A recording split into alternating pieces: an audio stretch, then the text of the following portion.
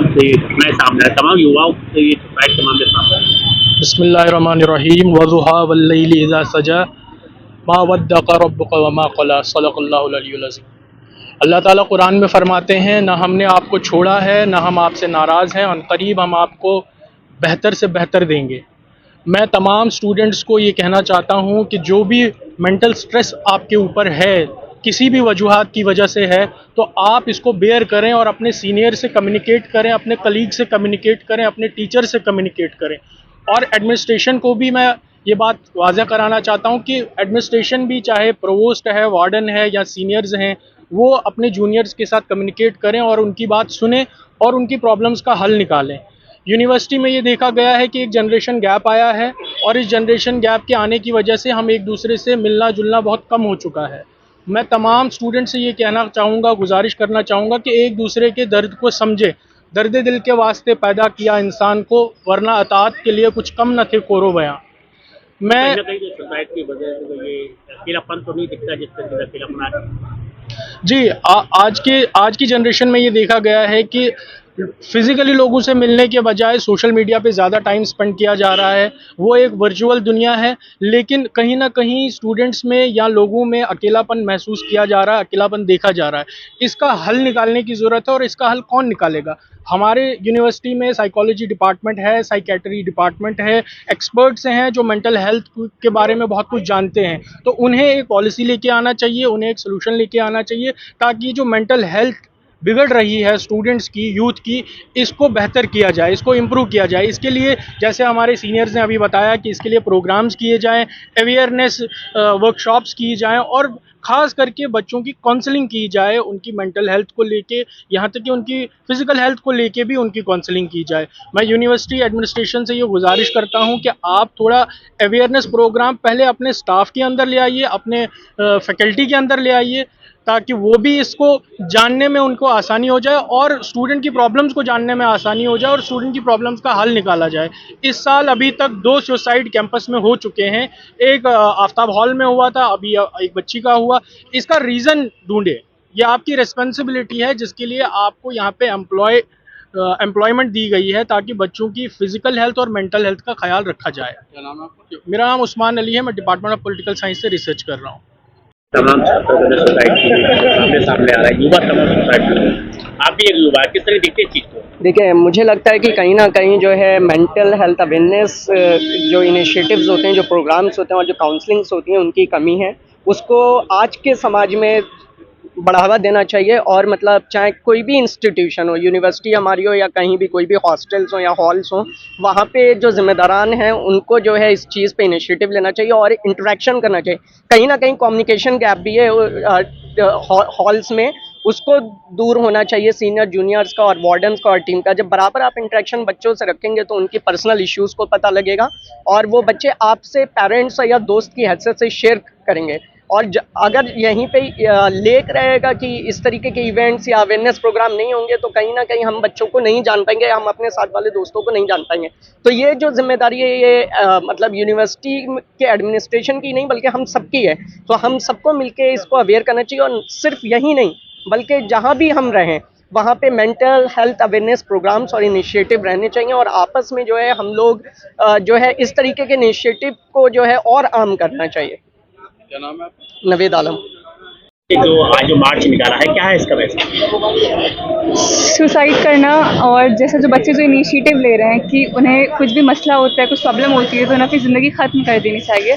सो मरना आखिरी चीज़ नहीं है, हम बहुत सारी चीज़ें करके ज़िंदगी के मसले हल कर सकते हैं और जीना, अल्लाह ने हमें ज़िंदगी दी है तो हमें उससे लड़ना है, उसकी जो प्रॉब्लम्स आए उसका फ़ाइट करना है और हिम्मत नहीं हारनी है। चाहे जो भी बात हो, हमें फ़ाइट करना है, आखिरी मोमेंट तक फ़ाइट करना है, जब तक हम अपने मसले का हल ना निकाल लें। बट सुसाइड चूज़ नहीं करना है, सुसाइड हल नहीं है। अभी छात्र हैं, या तमाम घटनाएं, तमाम जो युवाओं को ज़्यादातर देखा जाए सुसाइड के मामले, क्या लगता है ट्रेंड जो प्रेशर पड़ता है उन पर किसी तरीके से ये सुसाइड?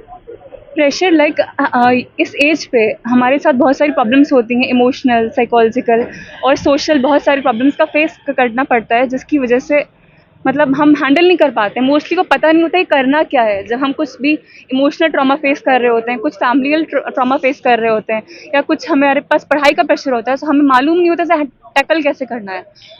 हम वहाँ पे फेल कर जाते हैं। सो अगर हमें कोई बताने वाला हो कि हमें इसे हैंडल कैसे करना है, इससे बाहर कैसे निकलना है, तो हम कभी भी सुसाइड की तरफ नहीं जाएंगे। चाहे हम कमरे में अकेले हों या कमरे से बाहर हो, हम ये चूज़ कभी भी नहीं करेंगे। So I guess personality development important है, और इंस्टीट्यूशन के साइड से भी कुछ सपोर्ट होना चाहिए, काउंसलिंग का, गाइडेंस का, ताकि स्टूडेंट्स अपनी थिंकिंग को चेंज करें कि उन्हें मरना लास्ट मतलब चीज़ नहीं है कि बस सुसाइड कर लो, कुछ भी हो सुसाइड कर लो, नहीं। मतलब हमें एक छात्रा ने भी अपनी जी छात्रा थी, उसने सुसाइड किया था। क्या ऐसा रीजन रहा जो उसको वैसे कदम उठाना पड़ा? मुझे रीज़न का तो नहीं मालूम, बट ऑफकोर्स रीज़न रहा होगा तो ही तो कुछ किया होगा उन्होंने। और जो भी रीज़न रहा होगा, और ऐसा अगर कोई भी रीज़न कोई और स्टूडेंट फेस कर रहा है, सो बाहर निकले, लोगों से बात करें, कमरे में खुद को आइसोलेट ना करें। आइसोलेशन बहुत बड़ी प्रॉब्लम क्रिएट हो रही है आज की जनरेशन में, स्पेशली लड़कियों में। हम चीज़ें शेयर नहीं करते क्या हैं। मैसेज देना चाहते हैं आप? आप यहाँ अपने अपने गाइडेंस प्रोवाइड करें, एक अच्छा सा बच्चों को के प्रॉब्लम्स को सुनिए, और जो भी बेसिक चीज़ें कोर्स हमें मालूम होती है कि फैमिली के प्रॉब्लम होते हैं, और भी हमारे पर्सनल इश्यूज़ होते हैं, इमोशनल इश्यूज़ से बहुत बार हम सफ़र करते हैं। यूनिवर्सिटी के अंदर भी समटाइम्स होती हैं चीज़ें जिसकी वजह से हमें लगता है कि या